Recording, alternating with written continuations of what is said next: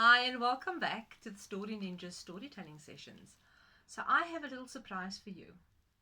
And you're going to ask me, well, where's the storybook today? And just to let you know, stories don't only live in books, but they are living in my head, my heart, sometimes up my sleeve, and sometimes stories find me. So, we know how important social media is at this time. So, through my browsing, I came across a story written by Micaela Ashley-Cooper, who is an aspiring children's author. And she wrote the story, which is very relevant for our time. Are you wanting to hear? Right, let me get started. Vusi was too afraid to leave his house. He had heard the news about a little monster that was attacking people and making them sick. I'm sure you've heard about that monster too. He didn't know what to do. His Gogo stayed with him at the house and they watched the small television they had. Gogo kept watching the news.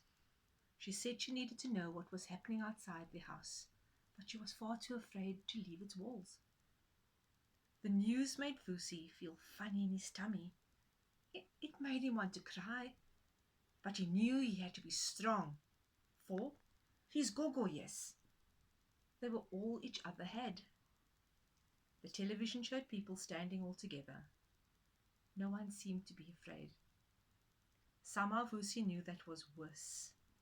The people in charge of the news were talking about the monster and how bad this monster was. They said that the most important person in South Africa, our president, said we must all stay indoors. If we didn't, the monster would almost definitely get you. The news people were saying that if we all get attacked by the monster, many of us would die. They said it was especially bad for old people. Now Vusi knew his Gogo was really very old and wouldn't let anything happen to her.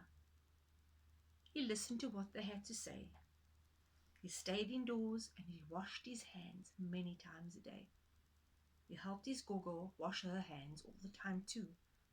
They cleaned the house and did lots and lots of laundry. I know exactly about all that laundry.